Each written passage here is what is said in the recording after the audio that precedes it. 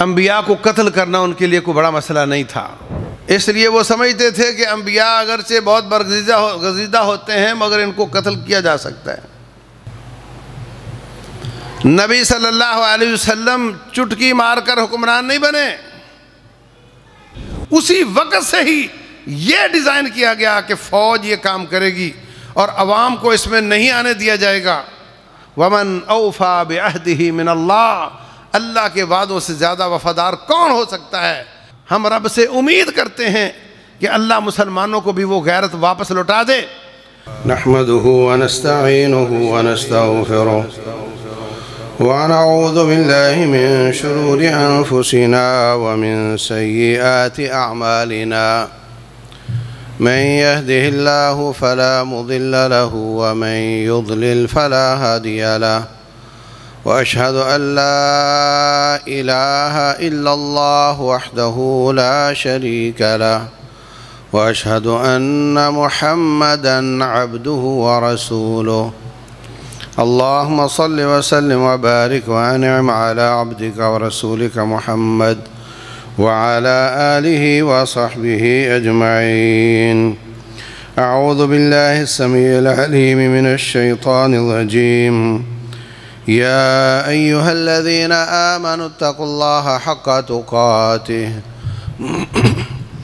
ولا تموتن إلا وأنتم مسلمون۔ يا أيها الناس اتقوا ربكم الذي خلقكم من نفس واحدة وخلق منها زوجها وبث منهما رجالا كثيرا ونساء، واتقوا الله الذي تساءلون به والأرحام إن الله كان عليكم رقيبا۔ يا أيها الذين آمنوا اتقوا الله وقولوا قولا سديدا يصلح لكم أعمالكم ويغفر لكم ذنوبكم، ومن يطع الله ورسوله فقد فاز فوزا عظيما۔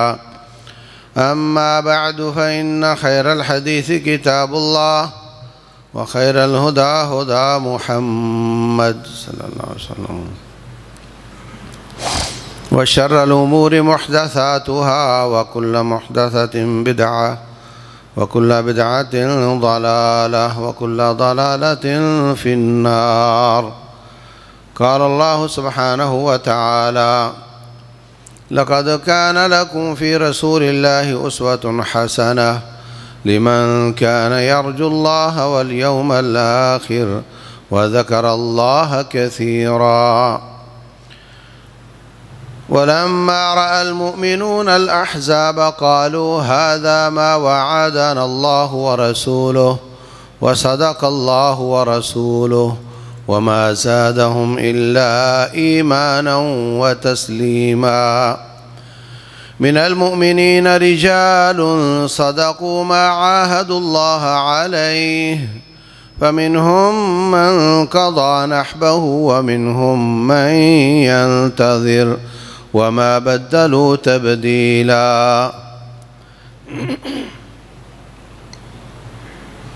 محترم سامعین اور سامعات، اللہ تبارک و تعالی نے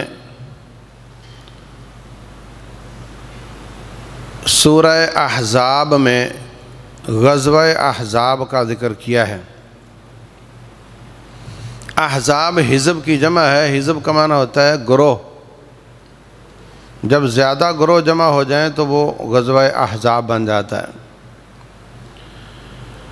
دشمن اکیلا اکیلا آ کر نبرد ازما ہوتا ہے، اور جب بات نہیں بنتی تو پھر اوروں کو ساتھ ملاتا ہے۔ افغانستان میں پہلے روس آیا، پھر امریکہ تقریباً 61 ملکوں کے ساتھ آیا، اور مسلمانوں نے دفاع کیا، ہجوم نہیں کیا۔ 20 سال تک وہ بیٹھا رہا،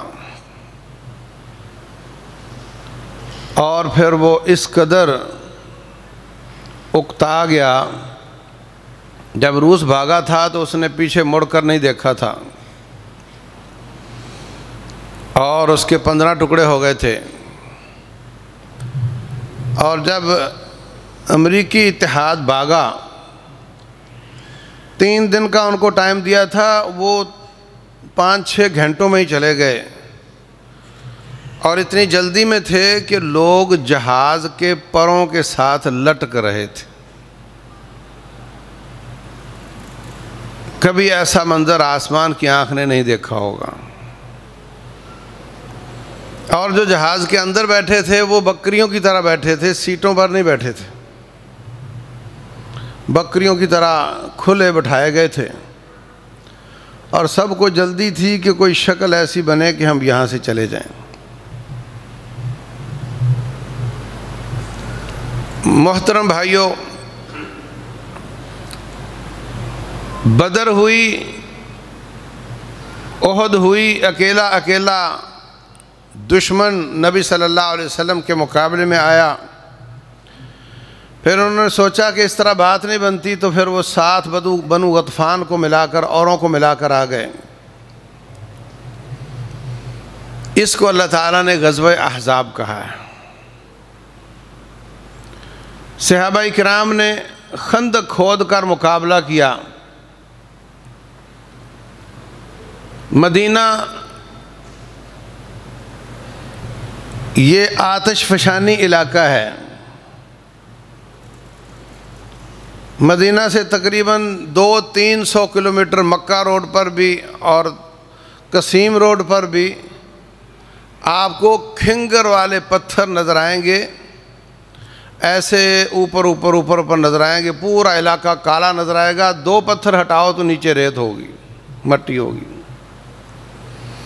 تو مدینہ میں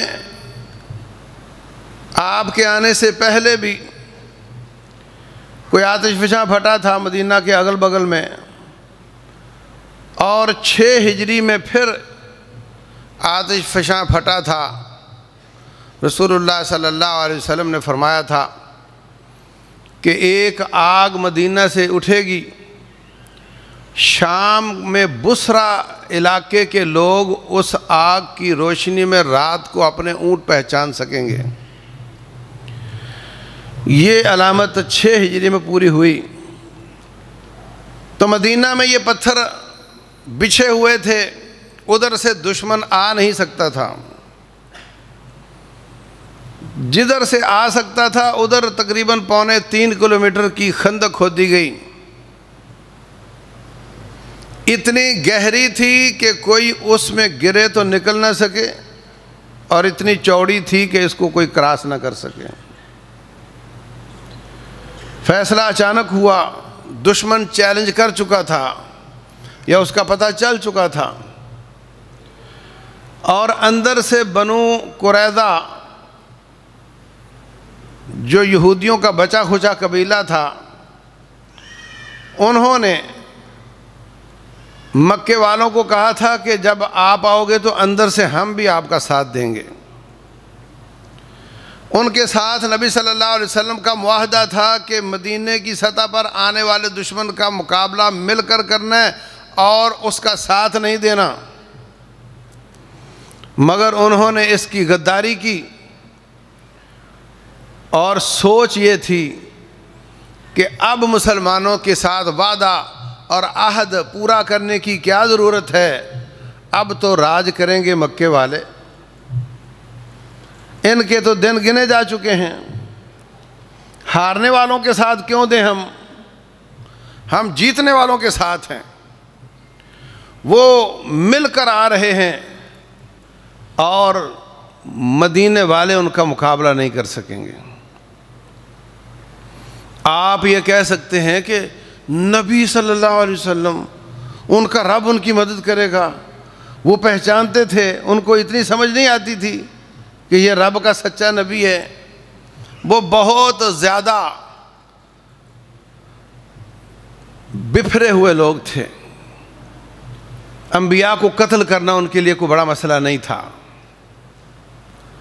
اس لیے وہ سمجھتے تھے کہ انبیاء اگرچہ بہت برگزیدہ ہوتے ہیں مگر ان کو قتل کیا جا سکتا ہے۔ جب آپ کو پتہ چلا کہ دشمن اکٹھا ہو کر آ رہا ہے تو آپ نے ساتھیوں کو جمع کیا۔ یہ حدیث شاید آپ نے پہلے کبھی نہ سنی ہو، بخاری شریف کی حدیث ہے۔ آپ نے اپنے ساتھیوں کو جمع کر کے پوچھا، فرمایا ساتھیوں کیا مشورہ ہے؟ اگر مکے والے اکیلے ہوتے تو وہ 2 دفعہ ہم ان کا مقابلہ کر چکے ہیں، اب کی بار بھی کر لیتے۔ اب ان کے ساتھ بنو غطفان مل کر آ رہے ہیں، اور بھی قبیلے آ رہے ہیں، اب مقابلہ تھوڑا مشکل لگ رہا ہے۔ کیا مطلب؟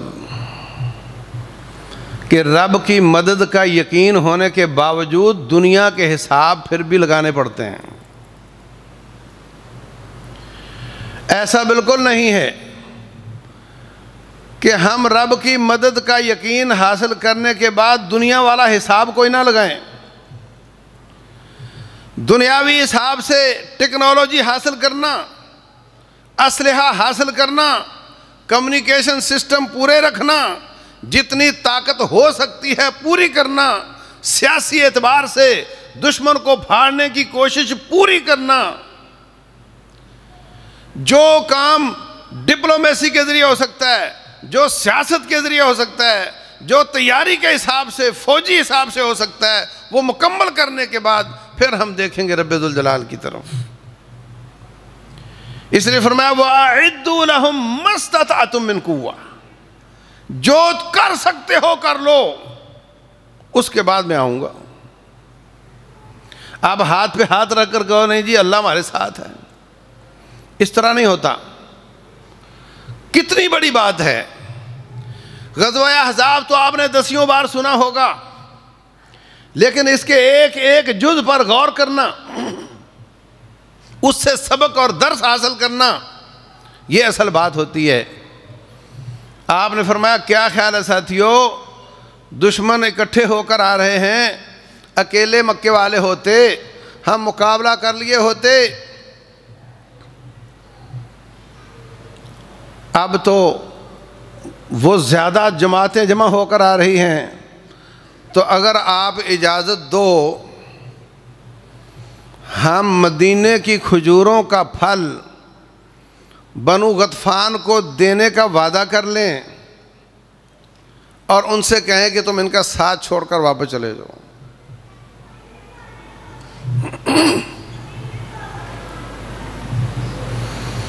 اگر اس طرح کا کوئی فیصلہ آج کا کوئی مسلمان حکمران کرے کہ ہم آنے والے دشمنوں میں سے ایک دشمن کو ہر سال اتنا پیسہ دے دیا کریں گے، چاول دے دیا کریں گے، گندم دے دیا کریں گے، اور اس کو کہتے ہیں تم چلے جاؤ، تم ان کا ساتھ نہ دو، تو ہم کیا فتویٰ لگائیں گے حکمرانوں پر؟ نبی صلی اللہ علیہ وسلم چٹکی مار کر حکمران نہیں بنے، آپ نے کمزوری بھی دیکھی، آپ نے حکومت بنائی تو کمزور حکومت بنائی، پھر آپ کی حکومت مضبوط ہوئی تو پورے علاقے پر چھا گئی۔ اس لیے آپ کی زندگی میں کمزوروں کے لیے بھی نمونہ ہے، آپ کی زندگی میں مظلوموں کے لیے بھی نمونہ ہے۔ آپ مظلوم تھے، آپ کی زندگی میں کمزور حکمرانوں کے لیے بھی نمونہ ہے، آپ کی زندگی میں مضبوط حکمرانوں کے لیے بھی نمونہ ہے، کیونکہ یہ سارے مرحلے آپ نے پار کیے ہیں، ان سارے مراحل سے آپ گزرے ہیں۔ فرمایا کیا مشورہ ہے کہ ان کو مدینے کی کھجوریں دینے کا وعدہ کر کے واپس کر دیا جائے؟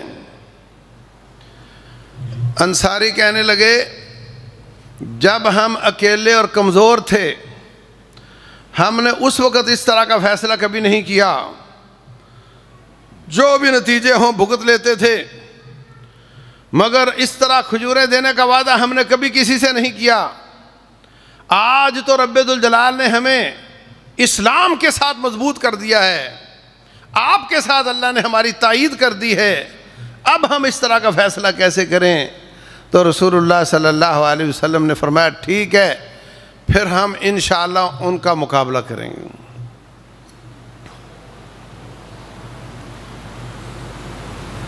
حالت بہت خراب تھی، حالت بہت خراب تھی، کھانے کے لیے کھانا نہیں تھا، پہننے کے لیے کپڑے نہیں تھے، راتوں کو جاگنا پڑتا تھا، دن رات کام کرنا پڑتا تھا، کسی کلہاڑی کا کام، کدھال کا کام، محنت والا کام۔ محنت کرو تو بھوک لگ جاتی ہے، پر کھانا نہیں تھا۔ دشمن کا خوف تھا، ابھی وہ آئے کہ آئے، اتنا زیادہ خوف تھا کہ رب ذوالجلال نے اس کا نقشہ کھینچا ہے۔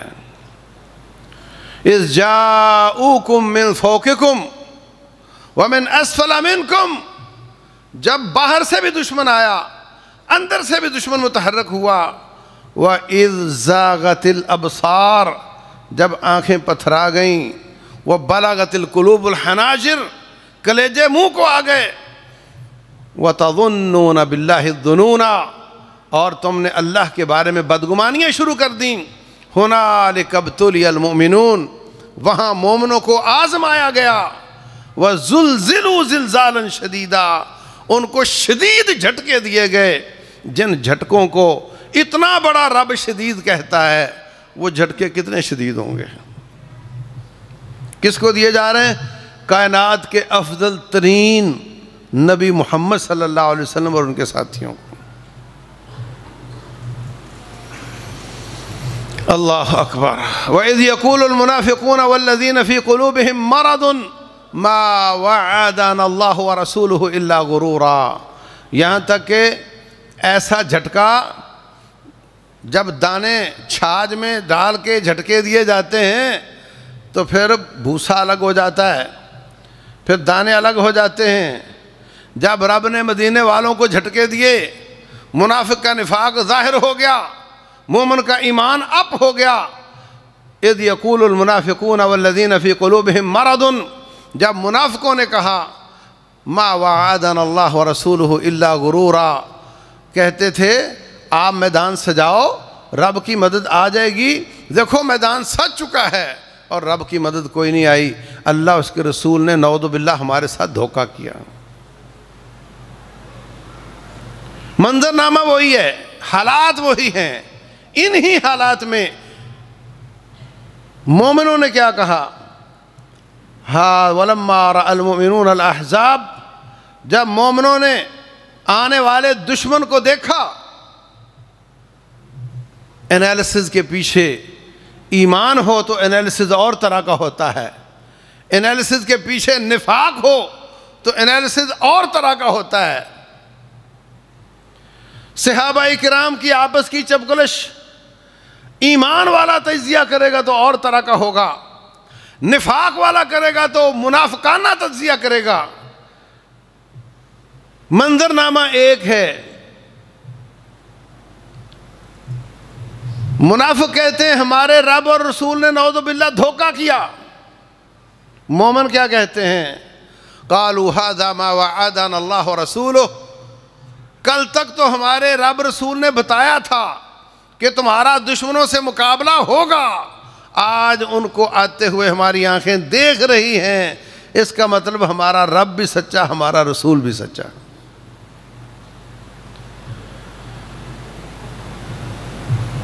وَصَدَقَ اللَّهُ وَرَسُولُهُ، اللہ اس کا رسول سچا۔ وَمَا زَادَهُمْ إِلَّا إِيمَانًا وَتَسْلِيمًا، دشمن کو آتا دیکھ کر ان کا ایمان زیادہ ہو گیا، رب پر اعتماد زیادہ ہو گیا، اللہ پر یقین زیادہ ہو گیا، نبی صلی اللہ علیہ وسلم اور رب کی طاعت میں اضافہ ہو گیا۔ وہ جڑ گئے اور کہا کہ ہم اب کوئی نافرمانی نہیں، ہم طاعت ہی کریں گے۔ یہ فرق ہوتا ہے اپنی اپنی نظر ہوتی ہے، نظر کے پیچھے ایمان ہوتا ہے، ایمان کی نظر کچھ اور دیکھ رہی ہوتی ہے، کفر اور نفاق کی نظر کچھ اور دیکھ رہی ہوتی ہے۔ آپ دیکھتے نہیں، حالات خراب ہوں تو ہر بندے کا تجزیہ اپنا اپنا ہوتا ہے۔ ابھی ہندوستان نے حملہ کر دیا تو کئی لوگ کہہ رہے تھے نہیں نہیں انہوں نے کون سا جواب دینا ہے، نہیں نہیں یہ تو بکے ہوئے ہیں، بس جی ہضم کر گئے نا، دیکھا ان میں غیرت ہی نہیں ہے نا جی۔ موقع چاہیے بات کرنے کے لیے، موقع کی تلاش میں جیسے بات ہوئی جناب بھر کر لگا دیا۔ میں کہتا ہوں 5 گنا بڑا دشمن ہے۔ جو پاکستان نے کیا بہت اچھا کیا، لیکن بالفرض اگر کوئی دشمن 5 گنا ہو اور مسلمان ریٹیلیٹ نہ کریں اور وہ سمجھیں کہ ان پر حملہ کرنے کا بڑا نقصان ہو سکتا ہے۔ آپ دیکھ نہیں رہے اسرائیل ایک ایک کر کے ملکوں پہ حملے کر رہا ہے، جس نے ریٹیلیٹ کیا وہ بھی اپنے حساب سے کیا، فیس سیونگ والا کیا، باقی ہضم کر گئے۔ ان کو پتہ ہے مقابلہ اسرائیل سے نہیں امریکہ سے ہے، اور ہم اس کی جھولی میں بیٹھے ہوئے ہیں، کس منہ سے مقابلہ کریں گے؟ تو اگر کوئی کمزور ہے اور وہ مقابلہ نہیں کرتا تو اس پہ فتوے نہیں جوڑنے چاہیے۔ پاکستان کو امریکہ نے کہا ایک لفظ بولو، رات کے 2 بج چکے ہیں، ہمارے ساتھ ہو یا ہمارے خلاف ہو، بس تقریر نہیں کرنی، یس نو میں جواب دو۔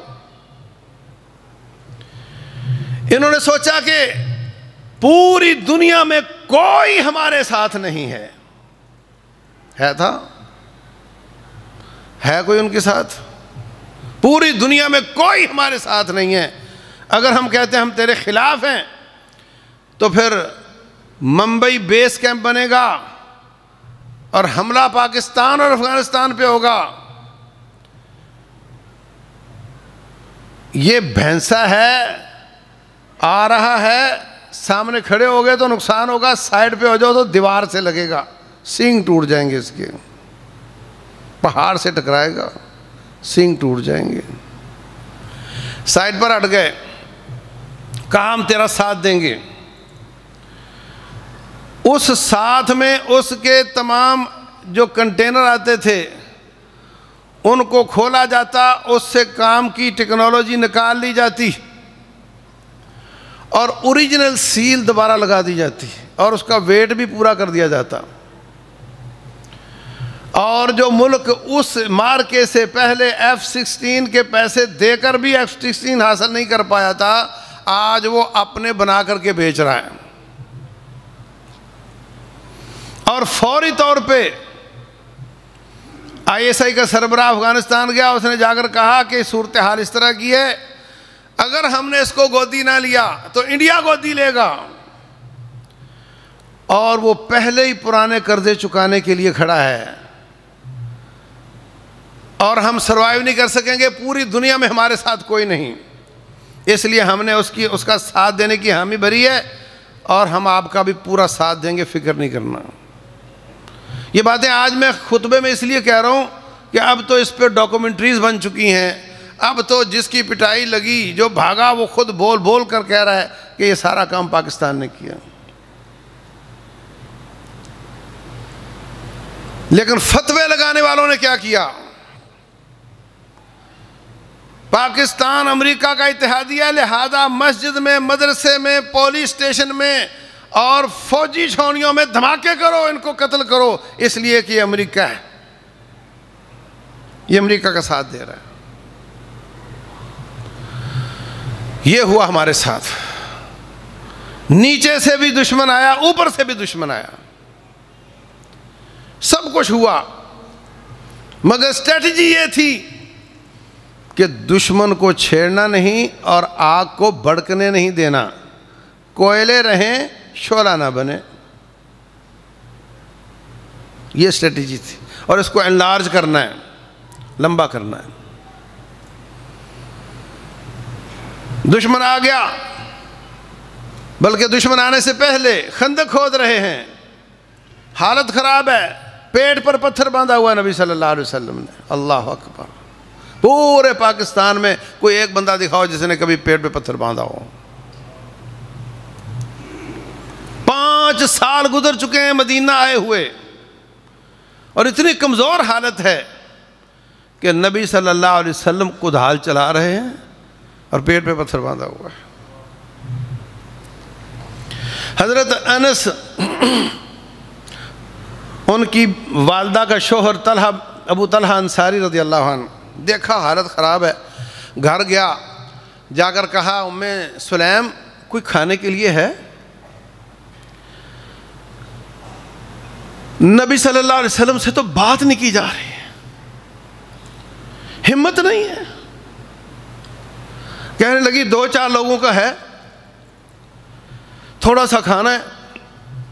حضرت انس کو بھیجا، جاؤ جا کر کان میں بات کرنا، اور 2-4 لوگ آئیں، زیادہ نہ آئیں۔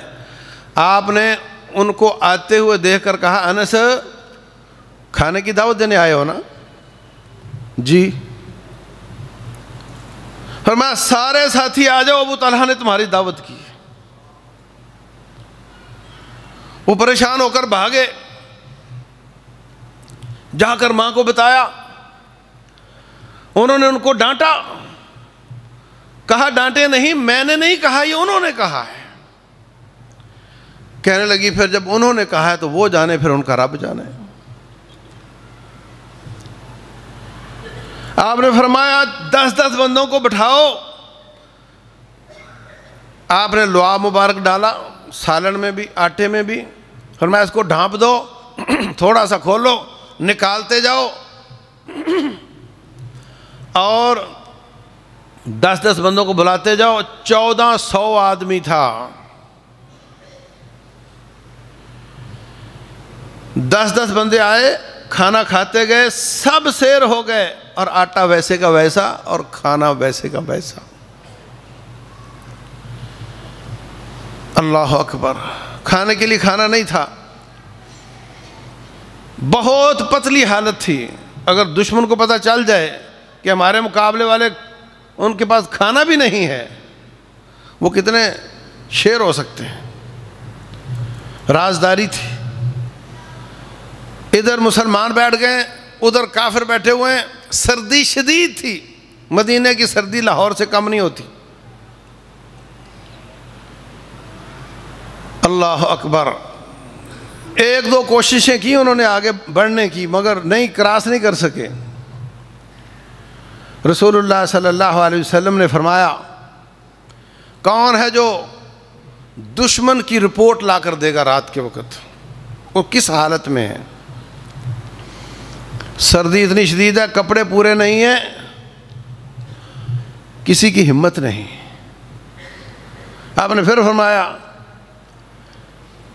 پھر نام لیا حذیفہ بن یمان رضی اللہ عنہ کا، کہا آپ جاؤ۔ کہنے لگے حضرت سردی بہت ہے، دعا کرنا۔ فرمایا نہیں، تمہیں سردی نہیں لگتی، جا۔ خندق کراس کی تو دشمن کے او پی نے، آبزرویشن پوسٹ والے نے کہا کہ کوئی بندہ آ گیا ہے، دیکھو کون آیا ہے۔ جلدی جلدی جو پاس 2 کافر بیٹھے تھے، 4، ان کو کہا تیرا کیا نام ہے، تیرا کیا نام ہے، تیرا کیا نام ہے۔ سب کے نام پوچھ کر کہنے لگے ادھر بندے پورے ہیں، کوئی نہیں آیا۔ پوسٹ والے کو خود ہی کہتے ہیں ادھر کوئی نہیں آیا۔ رسول اللہ صلی اللہ علیہ وسلم نے نصیحت فرمائی، فرمایا جاؤ، صرف رپورٹ لے کے آنی ہے، کاروائی کوئی نہیں کرنی، دشمن کو چھیڑنا نہیں۔ اللہ اکبر، کبھی تیر اور گولی چلانا جہاد ہوتا ہے، اور کبھی گولی کو روکنا جہاد ہوتا ہے۔ اور جو امیر ہوتا ہے اس کی طاعت میں خیر ہوتی ہے۔ جنگیں جذبات کے ساتھ ساتھ طاعت کے ساتھ لڑی جاتی ہیں، صرف جذبات کے ساتھ نہیں۔ ابو سفیان رضی اللہ عنہ اس وقت ان کے دشمن کے سربراہ تھے۔ حضرت حذیفہ کہتے ہیں میں اتنا قریب چلا گیا کہ ابو سفیان آگ جلا کر کے گرمی حاصل کر رہا تھا، اور میں تیر مارتا تو 100% گردن کراس کر جاتا، یعنی اتنا قریب تھا کہ غلطی کا کوئی امکان نہیں تھا۔ لیکن مجھے یاد آیا کہ نبی صلی اللہ علیہ وسلم نے فرمایا کہ ان کو چھیڑنا نہیں، بس رپورٹ لے کر ہی آنا ہے۔ واپس آ کر کے رپورٹ دی، دن گزر رہے ہیں، رات گزر رہی ہے، حالات بہت خراب ہیں۔ اللہ تبارک و تعالیٰ مدد نازل کرنے سے پہلے بندوں کو آزماتا ہے، جب وہ آزمائش میں پورے اترتے ہیں پھر اللہ کی مدد آتی ہے۔ اللہ تعالیٰ کی مدد آ گئی۔ فَأَرْسَلْنَا عَلَيْهِمْ رِيحًا وَجُنُودًا لَمْ تَرَوْهَا، ہم نے ان پر ہوا بھیجی اور اس میں ایسے لشکر تھے جو تمہیں نظر نہیں آتے تھے۔ اس ہوا نے ان کی دیگوں کو الٹا دیا، دیگوں کی آگ خیموں کو لگا دی، اتنی ہوا آئی کہ خیمے اکھڑ گئے۔ شدید سردی میں تیز ہوا ہو اور کوئی خیمہ نہ ہو جہاں آپ اپنے آپ کو بچا سکیں تو پھر کیا فیصلہ کر سکتے ہیں سوائے اس کے کہ بھاگنے میں عافیت ہے۔ اللہ فرماتے ہیں ہمارے لشکر تھے جو تمہیں نظر نہیں آتے تھے، دشمن بھاگ گیا، اللہ تعالیٰ نے فتح عطا فرمائی۔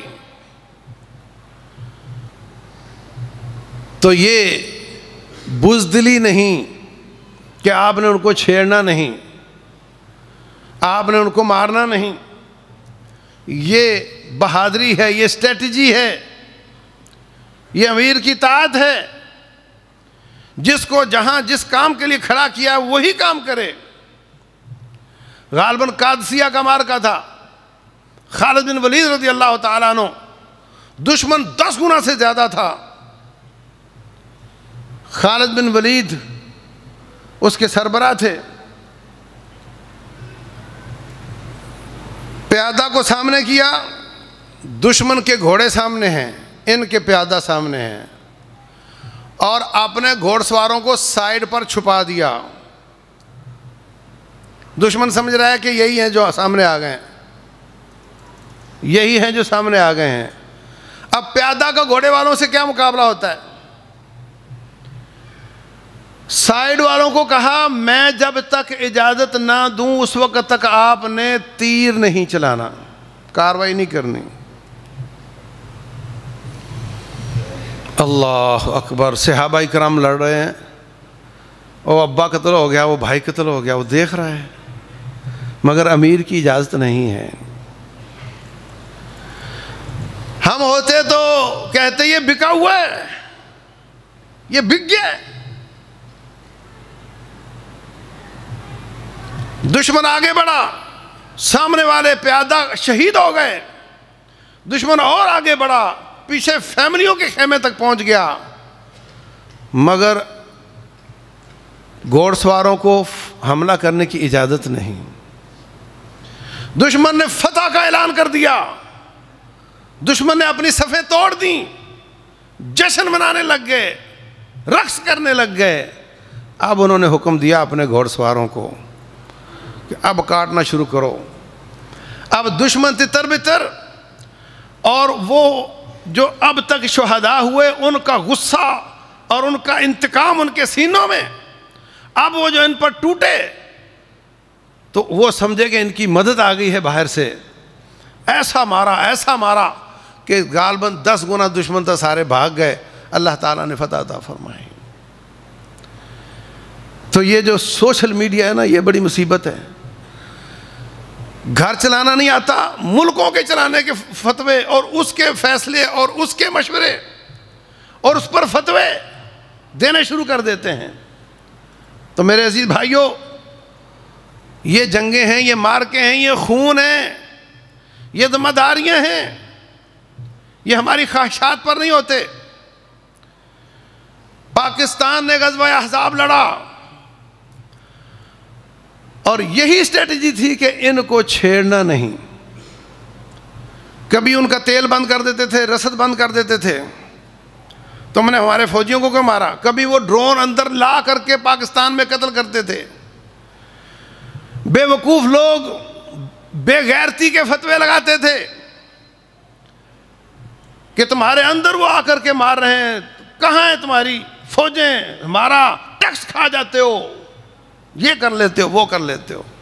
برداشت کرتے رہے، لمبا کرتے رہے، یہاں تک کہ دشمن تھک گیا، اس کا بہت زیادہ نقصان ہو گیا اور اس کی ٹیکنالوجی کا برکس نکل گیا، اور رب نے اپنے آزمانے کا پیریڈ پورا کیا۔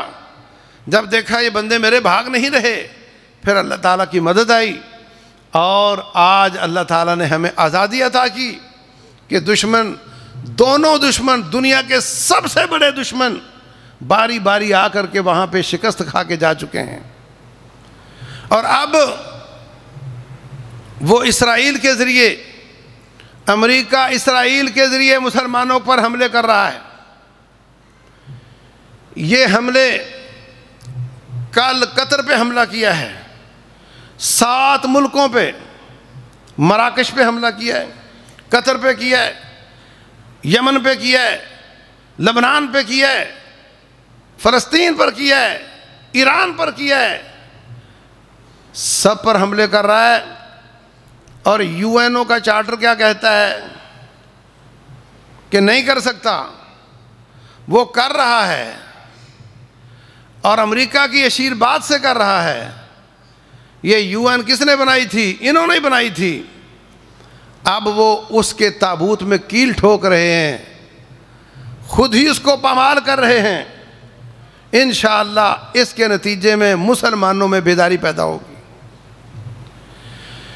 جب سے یو این بنا، نیشنل اسٹیٹس وجود میں آئیں، ہے تو ہندوستان بھی مسلمان، پاکستان بھی مسلمان، فلسطین بھی مسلمان، کشمیر بھی مسلمان، مگر میں پاکستانی ہوں، میں سعودی ہوں، میں وہاں نہیں جاؤں گا، یہ میرا ملک ہے، وہ اس کا ملک ہے۔ اپنی اپنی اسٹیٹ، اس کا دفاع، اس کے لیے لڑنا، مسلمانوں کے لیے غیرت کا ناپید ہونا، یہ سب تحفے تھے جو یو این نے دیے تھے۔ اور آج ان حملوں سے ان ظالموں نے یو این کے تابوت میں کیل ٹھوک دیے، یو این عملی طور پہ ختم ہو چکا۔ ہم رب سے امید کرتے ہیں کہ اللہ مسلمانوں کو بھی وہ غیرت واپس لوٹا دے، اور یہ اس کا ملک، یہ اس کا ملک نہیں، بلکہ جہاں بھی مسلمان ہیں سب کندھے سے کندھا ملا کر کے اس کا مقابلہ کریں۔ اور اسرائیل کے وزیر اعظم نے پہلے یہ لفظ بولتے تھے ٹیررسٹ، جہاں جہاں ٹیررسٹ ہوں گے وہاں وہاں ہم جائیں گے۔ اس نے کہا جہاں جہاں اسلامسٹ ہوں گے وہاں ہم جائیں گے۔ اب لفظ بدل گیا، اصلی لفظ آ گیا ہے۔ پہلے کور لیا ہوا تھا ٹیررسٹ کا، مراد مسلمان ہی تھے، اب وہ ننگے ہو کر سامنے آ گئے ہیں، اور کہتے ہیں کہ گیدڑ کی جب موت آتی ہے تو پھر وہ روڈ پہ آ جاتا ہے۔ انشاءاللہ یہ روڈ پہ آ رہا ہے۔ اللہ کرے کہ یہ کارروائیاں مسلمانوں کے اتحاد کا سبب بنے، اور رب ذوالجلال وہ دن دکھائے، وہ فلسطینیوں کی دعاؤں کا نتیجہ دکھائے، ان کے خون کا اور صبر کا نتیجہ دکھائے کہ مسلمان ایک ہو جائیں، اور اگر وہ ایک ہو جاتے ہیں تو یہ دشمن کچھ بھی نہیں کر سکتا، یہ کسی کام کا نہیں ہے۔ میں کہتا ہوں اس کا باس امریکہ بھی کسی کام کا نہیں ہے اگر مسلمان ایک ہو جائیں۔ اور یاد رکھیں، مسلمانوں نے مشرق سے لے کے مغرب تک فتوحات کی، اور کبھی ان کے مقابلے والے جیتے نہیں۔ اس میں اللہ کے فضل کے بعد جو سب سے بڑی چیز تھی وہ یہ تھی کہ جہاد عوامی سطح کا ہوتا تھا، عوامی سطح کا جہاد ہوتا تھا۔ اب عوام بیچارے کڑتے جلتے رہتے ہیں، اور فوجیں اور حکمران اپنے فیصلے کرتے رہتے ہیں۔ عوامی سطح کا ہوتا تھا، اس کو مینج کرتا تھا حکمران، اور اس کے نتیجے میں دنیا کی کوئی طاقت ان کا مقابلہ نہیں کر پاتی تھی۔ جب سے نیشنل اسٹیٹس بنی اسی وقت سے ہی یہ ڈیزائن کیا گیا کہ فوج یہ کام کرے گی، اور عوام کو اس میں نہیں آنے دیا جائے گا، تو میں یہ بھی رب سے امید کرتا ہوں کہ ان ظالموں کی ان کارروائیوں کے نتیجے میں اللہ مسلمان حکمرانوں کو یہ بھی ہدایت دے دے کہ جس طرح اسرائیل سکولوں میں گولی چلانا سکھاتا ہے، جس طرح ہندوستان سکھاتا ہے، جس طرح امریکہ طالب علم یونیورسٹی میں پڑھنے کے لیے کلاشن ساتھ لے کر آتا ہے، وہاں پہ کوئی لائسنس کی ضرورت نہیں، اسی لیول پر مسلمان بھی اپنی عوام کو تیار کریں، ان کو ذہنی طور پر بھی تیار کریں، ان کو جذباتی طور پہ بھی تیار کریں، ان کو مینج بھی کریں اور ان کو اسلحے کی تربیت بھی دیں۔ انشاءاللہ اگر وہ زمانہ اس لیول کی ہماری تیاری ہوگی تو کوئی دنیا کا دشمن ہمارا مقابلہ نہیں کر سکتا۔ ہمارے اللہ کے فضل کے بعد مسل اتنے مضبوط ہیں کہ ہم نے 2 نام نہاد سپر پاور کو شکست دی ہے۔ سیلیبریٹ کرو اس کو۔ وہ اپنی شکست نہیں مانتا اور ہم اپنی فتح بھی نہیں مانتے۔ ہم نے 2 دنیا کی سب سے بڑی قوتوں کو پاش کیا اللہ کے فضل سے، اور یہ جو چند گھنٹوں کا مارکا تھا اس نے کان کھڑے کر دیے پوری دنیا کے۔ یہ ساری قوتیں عرب و عجم کی اگر اکٹھی ہو جائیں تو کیا دنیا کی طاقت ان کا مقابلہ کر سکتی ہے؟ بالکل نہیں کر سکتی۔ لیکن اس کو اسی لیول پہ لے جانا ہوگا جس لیول پر نبی صلی اللہ علیہ وسلم کے زمانے اور صحابہ اکرام کے زمانے میں تیاری ہوتی تھی، پھر کوئی ہمارا مقابلہ نہیں کر سکتا۔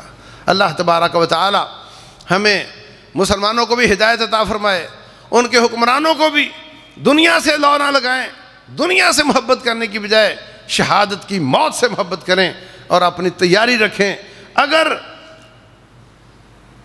قطر ریٹیلیٹ کرتا ہے تو وہ سارے عرب مل کر کریں گے، اور اگر وہ مل کر کرتے ہیں تو پاکستان پیچھے نہیں رہ سکے گا۔ پاکستان اس میں شامل ہوتا ہے تو کمر میں ہندوستان حرکت کر سکتا ہے۔ ہندوستان اور اسرائیل کا کوئی فرق نہیں ہے، ایک ہی چیز ہے، اور یہ جنگ عالمی بن سکتی ہے۔ اس لیے ذہنی طور پہ بھی، فکری طور پہ بھی، جذباتی طور پہ بھی اور عملی طور پہ بھی ہمیں اپنی تیاری شروع کر دینی چاہیے۔ اب تک جو اکیلے مار کھا رہے ہیں، صرف اس جنگ کو عالمی بننے نہ دینا، اس اسٹریٹجی پہ عمل کر رہے ہیں کہ عالمی نہ بن جائے۔ اور مجھے شک ہے اس بات کا کہ باقاعدہ حماس کے لوگوں کو امریکہ نے بلایا ہے قطر میں چند دن پہلے، اور ان کو بلا کر وہاں پہ ان پر حملہ کیا ہے۔